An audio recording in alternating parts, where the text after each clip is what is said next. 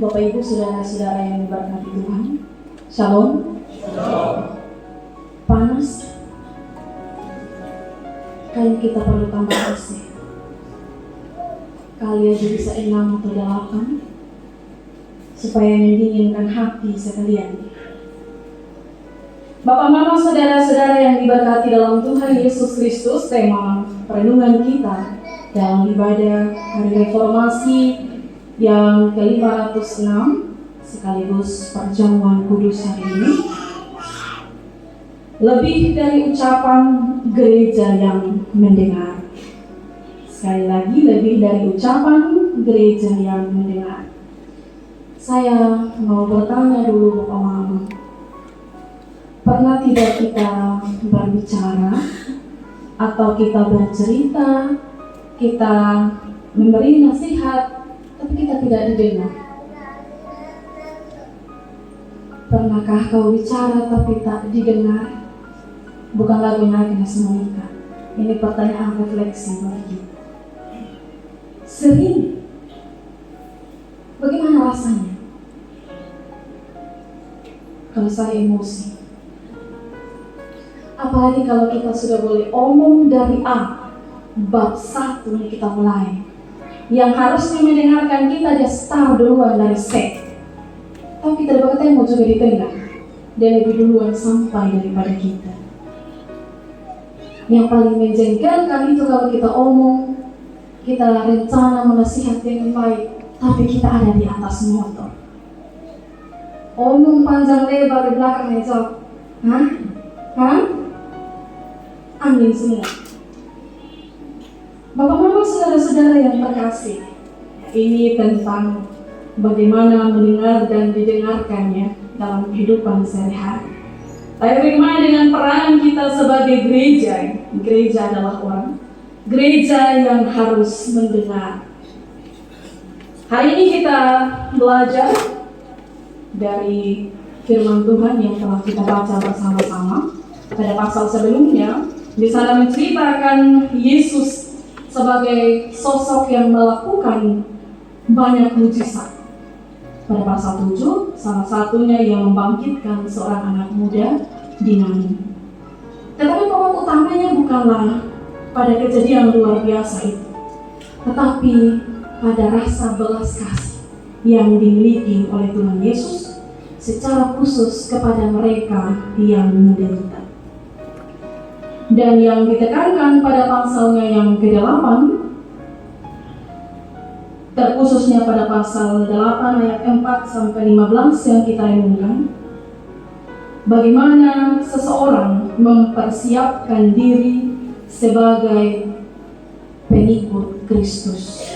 Bagaimana mempersiapkan diri untuk belajar dari Yesus yang mampu untuk melihat, yang peduli dan mendengar setiap penderitaan manusia. Pada ayat 4 sampai ayat 15 secara keseluruhan, Bapak, Mama, saudara terkasih, menuliskan secara tersurat, tetapi juga secara tersirat tentang sikap itu. Dan itulah yang nanti menjadi salah satu sikap yang penting yang harus dimiliki oleh setiap pengikut Kristus dalam mewartakan Kristus dan kerajaannya.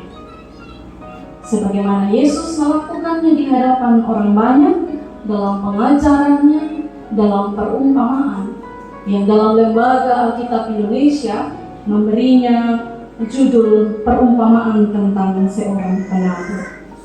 Apa arti perumpamaan ini, Bapak, Mama, saudara-saudara yang terkasih? Pada ayat yang ke-11 di sana dijelaskan bahwa benih itu ialah firman Allah. Di sini identitas dari sang penabur tidak dijelaskan secara tersurat, tetapi tersirat di dalamnya bahwa sang penabur yang utama itu ialah Allah sendiri. Bahkan kita juga dapat memahami, Bapak, Mama, saudara yang terkasih, bahwa Kristus dan gereja juga merupakan penabur itu. Mari kita melihat tentang wadah atau tempat di mana benih itu ditabur. Tempat di pinggir jalan merupakan mereka yang mendengarkan firman. Kemudian datang iblis mengambil dan memakan benih itu. Yang kedua, tanah yang berbatu merupakan orang yang senang dengan firman Tuhan, tetapi firman Tuhan itu tidak berakar dalam hatinya. Yang ketiga, semak duri merupakan orang yang dengar firman, tetapi godaan-godaan dunia, kelesatan-kelesatan hidup menghambat pertumbuhan dan perkembangan diri. Dan yang terakhir, tanah yang baik merupakan orang yang mendengarkan firman, orang yang menyimpan firman itu dalam hati dan melakukan segala sesuatu dengan tekun. Dan kemudian yang terakhir inilah yang disebut sebagai orang yang berbuah. Bapak Mama kekasih Tuhan, kalau kita membaca secara sepintas saja firman ini, mungkin kita bisa terburu-buru berpikir bahwa yang salah bukan tempatnya, tetapi penaburnya. Kenapa juga ini yang menaburkan dia tidak tabur saja di tempat yang baik? Kenapa dia harus cari tempat yang susah? Harus tanah yang tidak subur, harus yang berbatu, harus yang bersemak-semak. Kenapa nih sang penabur tidak usir itu burung-burung ketika datang memakan benih-benih itu? Dan kenapa itu tidak dijelaskan dalam teks ini? Bapak Mama kekasih Tuhan, bukan itu yang utama dalam firman ini. Pada dasarnya, pada pikiran ini, Yesus tidak sedang berbicara tentang kondisi geografis atau demografis dari satu wilayah. Tetapi yang dimaksudkan pada bagian ini adalah sikap para pendengar, sikap orang yang mau atau mengaku dirinya sebagai pengikut Kristus. Dan mereka inilah yang dimaksud dengan lebih dari ucapan. Ada sesuatu yang lebih dalam, ada sesuatu yang lebih luas di balik perkataan Tuhan Yesus. Ini bukan soal pertanyaan, tetapi ini soal sikap hati. Kenapa mendengar itu penting, Bapak? Pada Injil Lukas di pasal yang ke-8 saja, kata mendengar itu ditulis sebanyak 9 kali. Jadi secara tersirat ini memperlihatkan pentingnya mendengar. Sekali lagi, tersirat tentang pentingnya mendengar. Apa yang dimaksud dengan mendengar? Dalam bahasa aslinya, bahasa Yunani, aku diterjemahkan dalam bahasa Indonesia menjadi mendengar dengan kesungguhan. Artinya memahami dan mengerti. Bukan hanya dengar, tetapi dipahami dan dimengerti apa yang didengarkan. Jadi pada ayat yang ke-8 diterjemahkan, siapa yang mempunyai telinga untuk mendengar, hendaklah ia mendengar dengan penuh perhatian. Atau siapa yang punya telinga untuk mendengar, hendaklah ia mempelajari apa yang didengarkan. Nah, Bapak-Bapak, saudara-saudara yang terkasih, omong tentang mendengar ini di zaman sekarang ini susah. Susah sekali untuk kita mau mendengar. Ya, saja kalau kita dengar sepotong-sepotong, tapi mencerita panjang sekali. Kalau di masa-masa dulu, pasti di sini masih didapat bapak-bapak, mama-mama, ada yang punya radio dulu, yang kalau kasih hidup tarik di depan antena panjang sekali. Kayaknya saya tahun 2001-2002 masih dapat itu, maklum sudah terimbang, bahkan sampai hari ini masih setengah mati di usia. Kalau kita omong tentang radio ini, pada masa itu mendapat tempat di tengah-tengah kehidupan masyarakat. Kita tidak perlu lihat siapa yang omong, cukup kita dengar dia punya suara saja. Kita mendengar semua berita yang sedang terjadi. Dari berita itu kita mulai mencerna dengan baik. Beda sekarang ketika sudah ada HP, sudah ada TV. Katakanlah mama-mama dan nonton sinetron Indosiar, itu menangis membayangkan Pas di bagian dorong bakalai, mama masuk menyanyi duluan. Artinya tidak perlu dengar. Taruh sudah yang bisa dilakukan. Karena saking sudah tahu pastinya. Atau mungkin dari gelagat saja kita bisa membaca nih, sebentar akhirnya akan seperti apa. Jadi mendengar di masa sekarang menjadi sesuatu yang begitu sulit. Jadi jangan heran juga bapak mama kalau di rumah anak-anak, kalau kita ajak omong, lebih kita omong begitu tembok atau tempat tidur, omong dengan anak antara dengar dan tidak dengar. Bapak mama kekasih Tuhan, sebenarnya ketika kita mampu untuk mendengarkan dengan baik sesuatu, meskipun sekarang kita harus melihat di HP, kita harus melihat di TV, tapi kalau kita dengarkan dengan baik, maka kita akan mencoba untuk menghidupi apa yang kita dengarkan itu. Dalam hal ini hal-hal yang baik saja ya. Tanpa kita harus berusaha melihat dulu apa yang terjadi, kita tetap berusaha untuk mendengar dengan baik. Dan sekali lagi ini bagian yang tidak mudah. Bapak mama kekasih Tuhan, pada bagian firman Tuhan yang sangat ditekankan adalah bagaimana mendengar sabda Allah. Kalau kita omong tentang sabda Allah, Bapak Mama, jangan membayangkan bahwa sabda itu ada di langit, sabda itu jauh dari kita, sabda itu ada di kayangan atau di mana saja. Tetapi sabda atau firman Tuhan itu adalah sesuatu yang hadir dalam dunia, yang hadir di sekitar kehidupan kita. Makanya kenapa gereja diminta untuk mendengar? Karena gereja yang mendengar bukan hanya mendengar tentang renungan saja, bukan hanya mendengar tentang khotbah yang disampaikan melalui firman Tuhan, tetapi gereja yang mendengar berarti gereja yang menghayati apa yang didengarkan. Dan kalau mau melihat bagaimana gereja mampu mendengar, kita akan melihat itu dalam kehidupannya setiap hari. Gereja yang mendengar dan gereja yang tidak mendengar, apalagi yang pura-pura tidak dengar. Gereja yang mendengar berarti juga gereja yang mendengarkan suara-suara Tuhan di dalam segala hal, di dalam diri. Ketika kita menjadi gereja yang mendengar, kita akan mendengarkan diri kita sendiri. Kita akan mendengarkan bagian-bagian dari dalam diri kita. Jadi tidak harus kita umbar ke sana ke sini. Tidak harus kita posting juga di status supaya orang tahu kalau kita sakit hati, kalau kita ada berkelahi dengan suami, ada berkelahi dengan istri. Kita yang harus mendengar ada apa dengan hati kita, ada apa dengan hidup kita, apa yang harus kita pelajari dari setiap kenyataan hidup yang terjadi. Kita belajar menjadi gereja yang mendengarkan sesama, dimulai dari orang-orang terdekat. Karena tidak lucu kalau bapak mama kita satu rumah berarti baru kenal. Paling parah lagi nanti tetangga yang datang tanya, "Kau punya anak kenapa?" Kita dari orang tua tidak tahu itu anak ada apa. Kita mendengar dimulai dari orang-orang terdekat kita. Kita mendengarkan ceritanya, apapun yang disampaikan. Bapak mama sekarang lagi musim bunuh diri.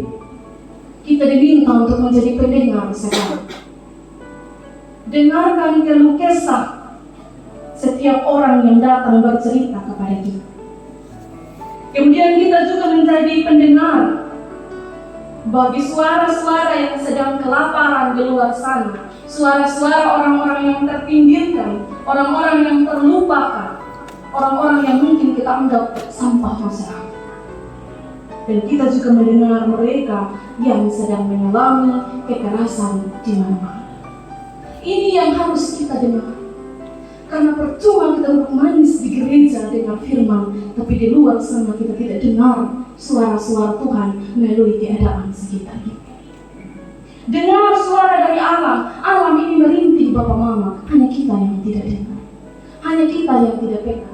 Kita tahu ini keadaan semakin tidak membaik, tapi kita juga yang merusak alam sekitar kita. Ada apa dengan kita?